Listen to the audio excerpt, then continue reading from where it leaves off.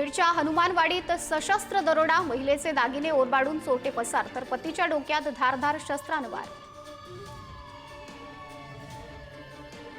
सराईत गुंड शाहरुख शेखचा पोलीस चकमकीत एन्काउंटर झाल्यानंतर पुणे पोलिसांची झाडाझडती सुरू। पुण्यातील टिपू पठाण टोळीची पोलिसांकडून झाडाझडती, 60 जण चौकशीसाठी ताब्यात।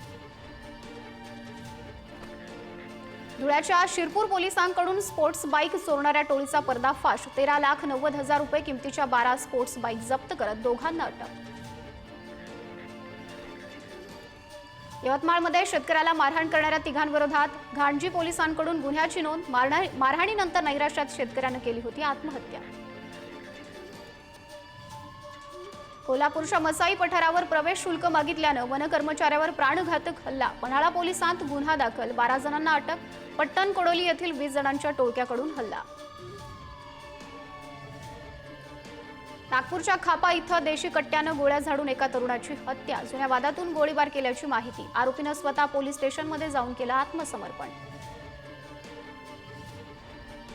अमरावतीच्या परतवाड्यात उसने पैसे देण्यास नकार दिल्याच्या रागातून मित्राची हत्या, गळा आवळून विट्यानं डोकं ठेचून हत्या, गुन्ह्यातील 2 आरोपी मित्रांना पोलिसांकडून अटक। नागपूर जिल्ह्यातील द्वारका वॉटर पार्कमध्ये कुटुंबावर हल्ला, वॉटर पार्कमधील बॉन्सर आणि संरक्षकांकडून बेदम मारहाण। पाटण सावंगी पोलीस चौकीत पीडित कुटुंबाकडून तक्रार दाखल। अहिल्यानगरच्या संगमनेरमध्ये आजोबाचा अल्पवयीन नातीवर अत्याचार, पीडिता गर्भवती, आजोबासह 4 जणांवर गुन्हा दाखल, पोलिसांकडून आरोपींचा शोध सुरू।